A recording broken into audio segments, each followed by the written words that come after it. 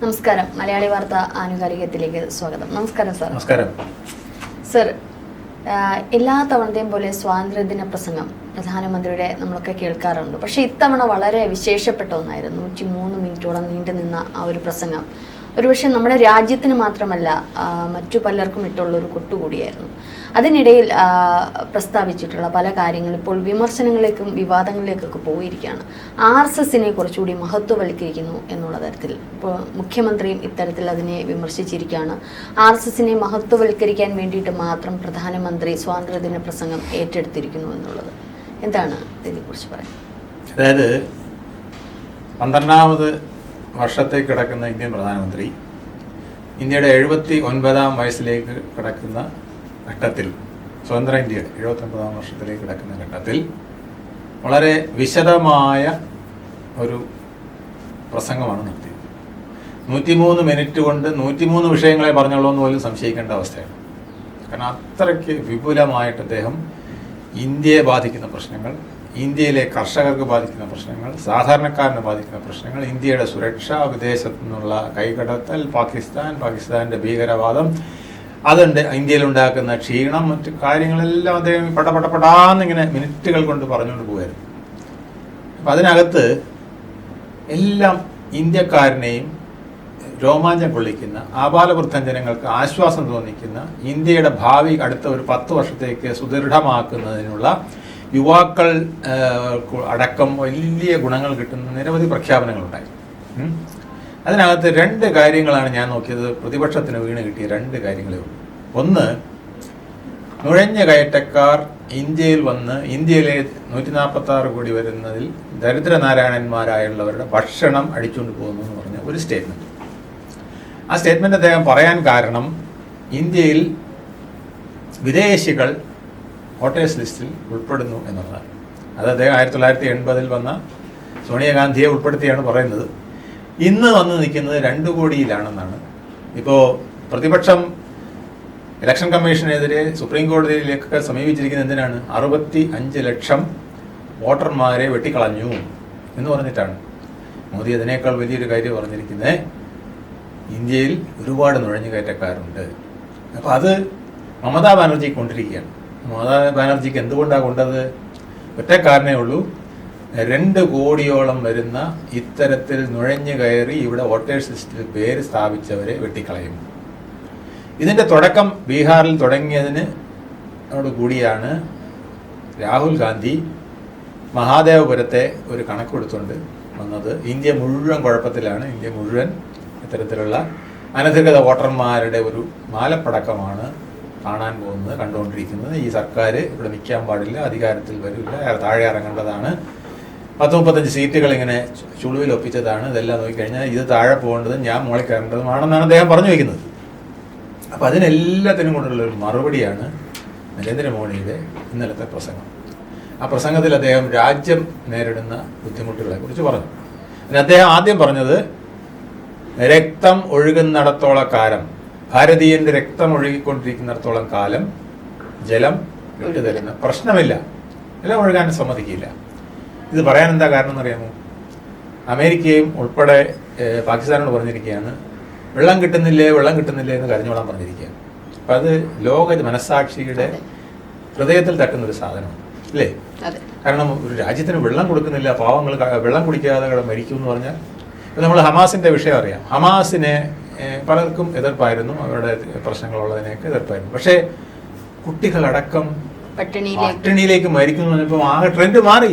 ഇസ്രായേലിന് എതിരായും ഹമാസിന് അനുകൂലമായിട്ടും ലോക മനസ്സാക്ഷി ഉയർന്നു അല്ലേ? അതുപോലെ ഇന്ത്യക്കെതിരെ വെച്ച ഒരു വെടിയാണ് ഈ ജലം തരുന്നില്ലേ, ജലം തന്നില്ലെങ്കിൽ ഞങ്ങൾ ബോംബിടും, അണുബോംബിടും എന്നുള്ള ഭീഷണി. അപ്പം അതിന് അദ്ദേഹം വീണ്ടും പൊടി തട്ടിയെടുത്ത് ലോക മനസ്സാക്ഷിയോട് പറഞ്ഞിരിക്കുന്നത് ഞങ്ങളുടെ ചോരയാണ് ഒലിപ്പിക്കുന്നത്, ഞങ്ങളുടെ ചോര ഒലിപ്പിച്ചുകൊണ്ട് ഇവന് രക്തം ഞങ്ങൾ കൊടുക്കില്ല, ഇവന് വെള്ളം ഞങ്ങൾ കൊടുക്കില്ല എന്ന് റെഡ് ഫോർട്ടിൽ നിന്ന് പറഞ്ഞതാണ് ഒരു സാധനം. ഇങ്ങനെ തുടങ്ങി നമ്മൾ സ്പേസിൽ പോകുന്നത്, സ്പേസ് ഷട്ടിൽ ഉണ്ടാക്കുന്നത്, അല്ലെങ്കിൽ സ്പേസിൽ നമ്മൾ താവളം ഉണ്ടാക്കുന്നത് പോലെ നിരവധി കാര്യങ്ങൾ അദ്ദേഹം പറഞ്ഞു. യുവാക്കൾക്ക് 2 ലക്ഷം കോടി രൂപയുടെ സ്വാശ്രയം എന്നുള്ളതായിരുന്നു കുറച്ചുകൂടി ഊന്നിപ്പിടിച്ചത്. വെച്ചാൽ നമ്മുടെ ടാരിഫിന്റെ പിന്നെ തലക്കടി കിട്ടി നമ്മൾ ബുദ്ധിമുട്ടുന്ന ഈ സമയത്ത് അദ്ദേഹം പറഞ്ഞു സ്വദേശി. അതെ. അപ്പൊ പണ്ട് ഗാന്ധിജി സ്വദേശി ഡോളറിനെയും പൗണ്ടിനെയും ഇനി ആ രീതിയിലേക്ക് പോകണ്ട, നമ്മളുടെ സ്വാശ്രയം, നമ്മുടെ പണം നമ്മുടെ ആളുകളുടെ കയ്യിലിരുന്ന് മറിയണം, അപ്പൊ നമുക്ക് സ്വാശ്രയം വരും. അപ്പോൾ സ്വദേശി എന്ന് ഗാന്ധിജി പണ്ട് പറഞ്ഞ പോലെ പറഞ്ഞിട്ട് കാര്യമില്ല. ഇതിന് ചില ഇൻസ്പിറേഷൻ കൊടുക്കണം. അതിനാണ് ടാക്സ് റേറ്റ് കുറയ്ക്കും, GST സംവിധാനം ന്യൂ ജനറേഷന് വേണ്ടി മാറ്റിമറിക്കും ഞാൻ എന്ന് അദ്ദേഹം പറഞ്ഞു. GST സംവിധാനം അവരാണ് ഏറ്റവും ഭംഗിയായിട്ട് ഇന്ത്യയിൽ നടപ്പിലാക്കിയത്. നമ്മുടെ UPA നടപ്പിലാക്കിയ പോലെ GSTയും നമ്മുടെ രാജ്യത്ത് നടപ്പിലാക്കിയവരാണ്. അവർ നടപ്പിലാക്കിയ ആ പദ്ധതി ഇനിയും പരിഷ്കരിക്കാൻ പോകുന്നു. എന്തിനാണ്? 12% നിൽക്കുന്ന പലതിൻ്റെയും ടാക്സ് 5% ചുരുങ്ങും. എന്നാൽ 5 സ്റ്റാർ ഉൽപ്പന്നങ്ങളുടെ ടാക്സ് ഉയരും. അപ്പോൾ സാധാരണക്കാരനും ഇടത്തരക്കാരനും ആശ്വാസം നൽകുകയും വിദേശത്തേക്ക് നമ്മൾ കയറ്റി അയക്കുന്ന അവിടുന്ന് ടാരിഫും മറ്റു കാര്യങ്ങളും ഒക്കെ ടാക്സും ഒക്കെ നമുക്ക് കിട്ടുന്ന സാധനങ്ങൾ ചിലതിന് നമ്മൾ വില ഉയർത്തുകയും ചെയ്യും. അങ്ങനെ ഇവിടെ ഒരു ബാലൻസിങ് പവർ ഉണ്ടാക്കും. GDP കൂടി, പക്ഷേ സാധാരണക്കാരന് നേട്ടമില്ല എന്ന് നമ്മുടെ ആളുകൾ വിലപിച്ചുകൊണ്ടിരിക്കുകയില്ലേ. നമ്മൾ 4ാം സാമ്പത്തിക ശക്തിയായി, പക്ഷേ എന്ത് നേട്ടം? സാധാരണക്കാരന് ഇന്ന് 100 രൂപയ്ക്ക് സാധനം വാങ്ങിക്കണമെങ്കിൽ വിഷമിച്ചുകൊണ്ടിരിക്കുകയല്ലേ എന്ന് പറഞ്ഞതിനൊരു ഉത്തരമാണ് GST. ഇങ്ങനെ കർഷകന്റെ കാര്യം, പിന്നെ മത്സ്യത്തൊഴിലാളിയുടെ കാര്യം, അന്ധക വിത്ത് കൊണ്ടുവന്ന് ഇവിടെ ഇറക്കാൻ നോക്കണ്ട ട്രംപേ എന്നാണ് അദ്ദേഹം പറഞ്ഞിരിക്കുന്നത്. അത് ഞങ്ങളുടെ കർഷകനെ സംരക്ഷിക്കുന്ന കാര്യങ്ങളെ ഞങ്ങൾ ചെയ്യുള്ളൂ. കുട്ടികളെ നിങ്ങൾ ചിപ്പുകൾ ഉണ്ടാക്കൂ, എന്നിട്ട് AI-യിൽ നമ്മൾ ഒന്നാമനാകൂ. നമ്മുടെ കുട്ടികളോട് പറഞ്ഞിരിക്കുന്നു ജെറ്റ് എഞ്ചിനുകൾ ഉണ്ടാക്കൂ, അത് നമ്മൾ ജെറ്റ് വിമാനങ്ങൾ, യുദ്ധ ഉപകരണങ്ങൾ നമ്മൾ ഉണ്ടാക്കി ലോക മാർക്കറ്റിൽ നമ്മൾ ഇറക്കണം. ഇങ്ങനെയെല്ലാം പറഞ്ഞുകൊണ്ട് അദ്ദേഹം മുന്നോട്ട് വന്നപ്പോൾ അദ്ദേഹം ശരിക്കും പറഞ്ഞാൽ ഒരു ഇലക്ഷൻ ക്യാമ്പയിൻ മോഡിൽ സംസാരിക്കുന്ന പോലെയാണ് അദ്ദേഹം സംസാരിച്ചത്. ഒരുപക്ഷെ അദ്ദേഹം പറഞ്ഞിട്ടുണ്ട്, നേരത്തെ പറഞ്ഞത് നമുക്ക് ഓർമ്മയുണ്ടാവും, എൻ്റെ വ്യക്തിപരമായ ചില എനിക്കെതിരെ വരാവുന്ന ചില ശക്തികളുടെ എതിർപ്പുകളെ കൂടെ അവഗണിച്ചുകൊണ്ടാണ് ഞാൻ അമേരിക്കക്കെതിരെ നീങ്ങുന്നതെന്ന്. അത് ഉദ്ദേശിച്ചത് ഡീപ് സ്റ്റേറ്റ് അടക്കമുള്ളവരുടെയാണ്.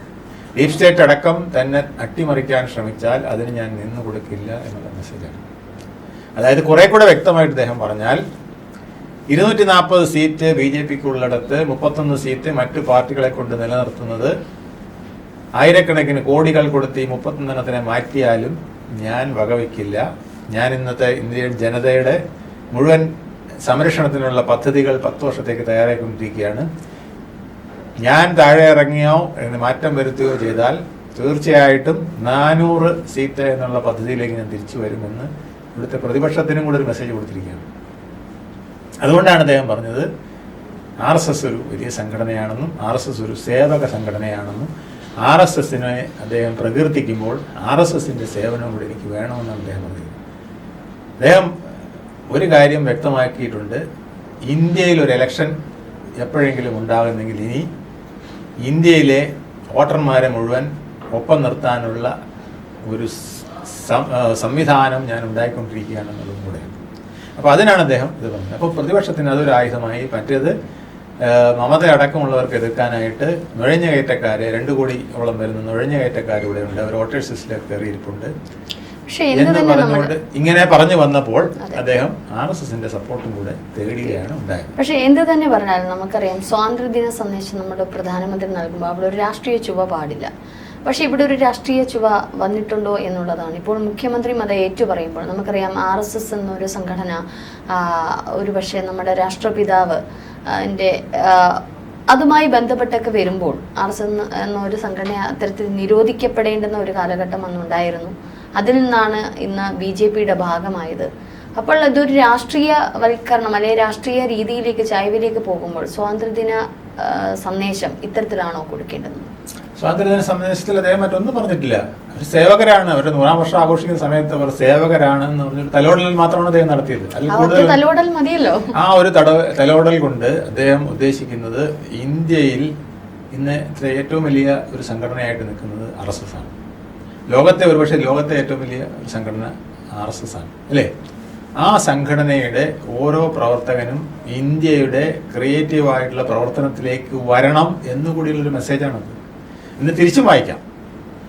നിങ്ങൾ നശീകരണ പ്രവർത്തനത്തിലേക്ക് പോയി ഇന്ത്യയിലെ ജനങ്ങളെ വിഘടിപ്പിക്കാനോ തല്ലിത്തകർക്കാനോ ആണ് അദ്ദേഹം പറഞ്ഞിരുന്നതെങ്കിൽ അത് ഇന്ത്യക്ക് ദോഷം ചെയ്യുന്നതാണ്, പറയാൻ പാടില്ല. പക്ഷെ അദ്ദേഹം പറഞ്ഞത് എന്താണ്, ഞാൻ ഇന്ന കാര്യങ്ങളൊക്കെ ചെയ്യാൻ പോവുകയാണ്, ഇന്ന കാര്യങ്ങൾ ഇന്ത്യക്ക് അകത്ത് ചെയ്യാൻ പോകണു, ഇന്ത്യക്ക് പുറത്ത് ചെയ്യാൻ പോകണു, ഇന്ത്യയുടെ മാർക്കറ്റിംഗ് പിന്നെ വ്യോമരംഗം ഇങ്ങനെ ആക്കാൻ പോകണു, നമ്മുടെ സ്പേസിലേക്ക് ഇന്ന കാര്യങ്ങൾ ചെയ്യാൻ പോകുന്നു, കർഷകർക്ക് ഇന്ന കാര്യങ്ങൾ GST അടക്കമുള്ള സംവിധാനം കൊണ്ടുവന്ന് ഞാൻ ഇന്ന കാര്യങ്ങൾ ചെയ്യാൻ പോകുന്നു, 2 ലക്ഷം കോടി രൂപ ഞാൻ സാധാരണക്കാരന് കൊടുത്തുകൊണ്ട് GST സംവിധാനം മാറ്റിമറിക്കാൻ പിന്നെ അവർക്ക് തൊഴിൽ സംവിധാനം ഉണ്ടാക്കാൻ പോകുന്നു, GST സംവിധാനം മാറ്റിമറിച്ചുകൊണ്ട് സാധാരണക്കാരന് വില കുറയ്ക്കാൻ പോകുന്നു.